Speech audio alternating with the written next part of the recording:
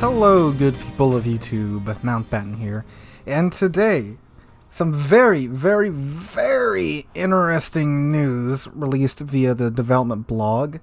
The 11th season of Clan Battles is going to be, let's just say, an interesting one. So, I'm going to go ahead, read straight from the DevBlog, and if you want to follow along, link is in the description down below. If there's any relevant graphics or pictures, I will put them up in the video. But again, if you just want to follow along as I read aloud, feel free to do so. If you want to read it after I get done and check it out for yourself, again, link is in the description down below. Alright, here we go. 0.9.9 through 0.9.10, the 11th season of Clan Battles. Please note that all information in the development blog is preliminary and subject to change during testing. Any showcase features may or may not end up on the main server. The final information will be published on our game's website. From October 7th to November 23rd, the 11th season of Clan Battles, Northern Waters, will be held. Rules of the season. Battles will be held in a 7v7 format on the Tier 10 ships. Restrictions on the number of ships. No more than 1 aircraft carrier. No more than 2 battleships. If a team has an aircraft carrier, the maximum number of battleships is reduced to 1. A division can invite 1 mercenary, a player who is not a member of the clan, to fight. Battles will be held on maps Ice Islands, Sleeping Giant, Warrior's Path, North, Greece, and Northern Waters maps. Another feature of the season will be the possibility of a cyclone appearing on all maps. Cyclones appear at the beginning of the battle, which will allow players to immediately choose suitable tactics. Cyclones immediately reduce the viewing range of planes to 8 kilometers. On the 4th minute of battle, the viewing range of all ships begins to decrease, and after 30 seconds, it reduces to 14 kilometers. After 15.5 minutes of battle, the cyclone begins to weaken, and after 30 seconds, it completely disappears. The presence of the cyclone will help reduce the spotting potential of aircraft carriers in clan battles, and the ability to take up to 2 battleships or replace one of the battleships with an aircraft carrier will bring additional diversity in the composition of teams and tactics in the upcoming season. For example, these tactics may increase the popularity of destroyers. As before, we will closely monitor your feedback, as well as the results of the season. Based on its results, we will decide on the further development of this battle type. Okay. So the title of this video is something, and then did Wargaming listen? And to be fair, they are attempting to address 2 main issues here with having CVs and clan battles. First off is the absolute insane amount of utility with the spotting mechanic. Now, after reading this through, again, they are going to have cyclones in this clan season, but it says it will have a possibility of a cyclone appearing on all maps. So we need further clarification as to, are these cyclones going to appear in every single battle, or is it just going to be possible for a cyclone to appear? Now, reading how much they've tweaked the cyclone mechanic, I would assume that these cyclones are going to appear every single match, but in the dev blog it is worded possibility. So with these cyclones, plane spotting is going to be reduced to 8 kilometers, which is very good. That was a huge issue last season, not last season, a season before last in season 9, where the CV would just essentially perma-spot the entire team for most of the match. So that took out a lot of the guesswork and basically eliminated any type of stealthy strategy. And they are also allowing battleships to come. Now you might be saying, well, last season 9 you could bring a battleship. Not really. After about Gale League, from Storm up, it was really just 1 Hawk, 6 Venezia, or 6 Stalingrads.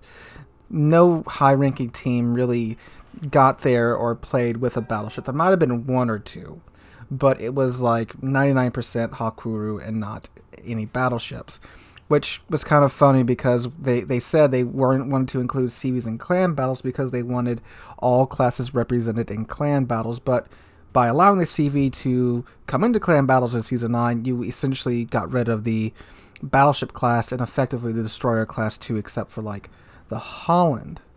So now allowing a battleship to come in or two battleships to come into battle, that's good.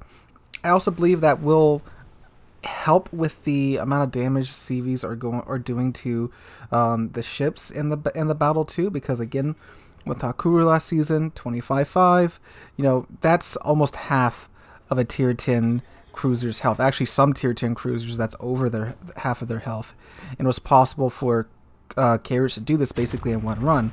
But now with battleships, you can bring something with a larger health pool and something a bit more chunky that can eat those AP bombs a bit better, especially now with having Richtofen, which can do 26,400 damage in one run to any ship if it gets the triple citadel off on it.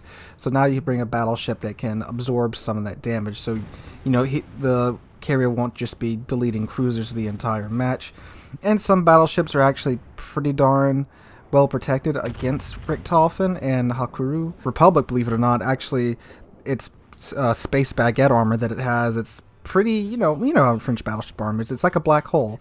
It's very difficult to citadel that thing with the Richtofen and the Hakuru. Ironically, the Yami and the Shikishima, because they have the same citadel scheme, are also pretty hard to get more than one citadel. Actually, it's hard just to get one citadel off on the Yami and Shikishima because of the octagonal shape of their citadel. You have basically one thin strip you can try and hit with your AP bombs, but then the rest is slanted, so the bombs either just pin or bounce off of the citadel.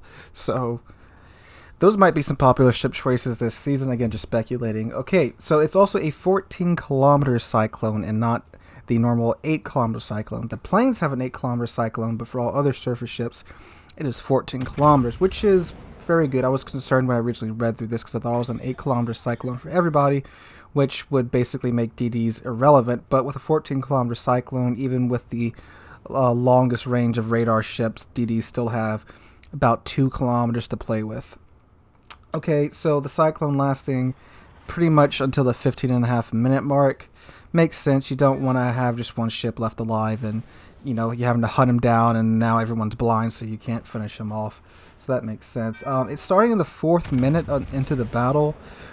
I mean, okay, but remember, at this point, according to how I'm reading this, planes are going to immediately be reduced to 8-kilometer spotting.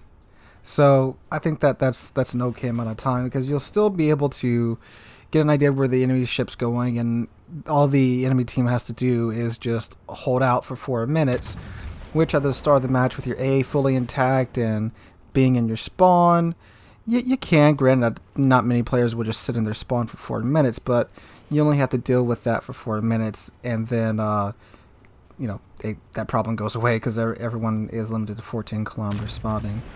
Okay, so issues I see with this, it is addressing the perma-spotting, which I do appreciate, and it is helping to give DDs another purpose again and to actually come back into the game. But again, with a 14-kilometer cyclone, yes, most DDs do have a 2-kilometer range to play with between Soviet radar and, well, their death.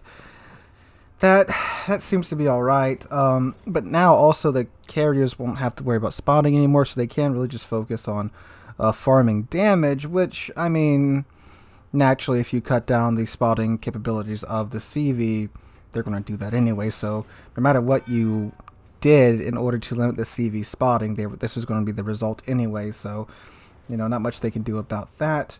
The other main issue with CVs being in competitive is that they are still designed to be a class of 1 in a 12-person team.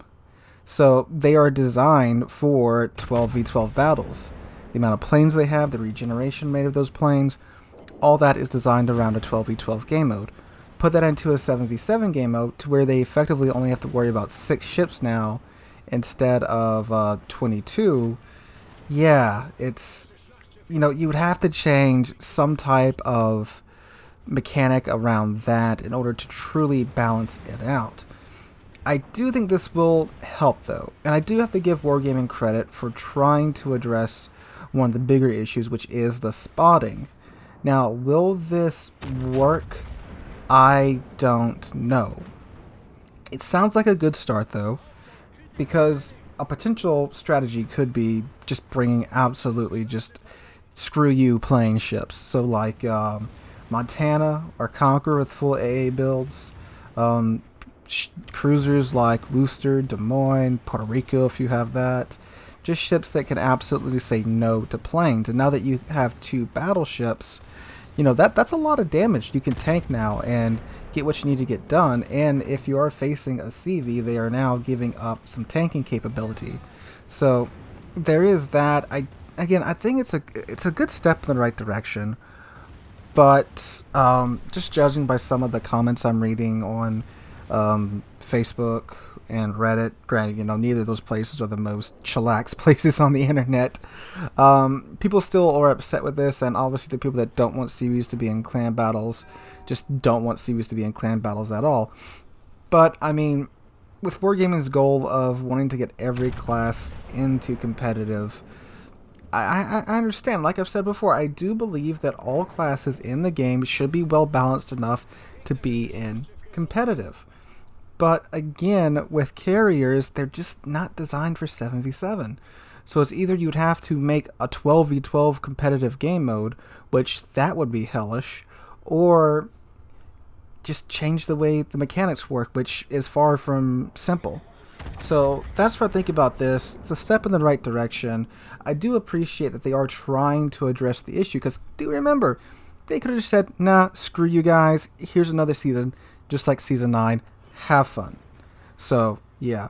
And on a side note, I do hope they do something about the Richtofen beforehand, because again, 26,400 damage, that's a lot of damage to do in one run. And I know there's a fair amount of RNG involved, especially with the German AP bombs, but still, again, remember what I said, they're designed for 12v12, not 7v7.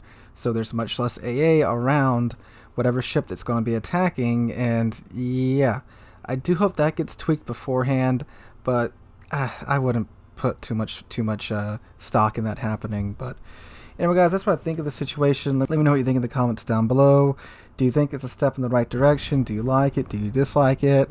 Just let me know, and I'm sure many of you are already. Anyway, guys, if you did enjoy the video, make sure to drop a like and subscribe to the channel. We are on our way to 20,000 subs. We just passed 17K, and I cannot thank you guys enough for that. Hope you guys are having a wonderful Thursday. I hope to catch you guys in the next one.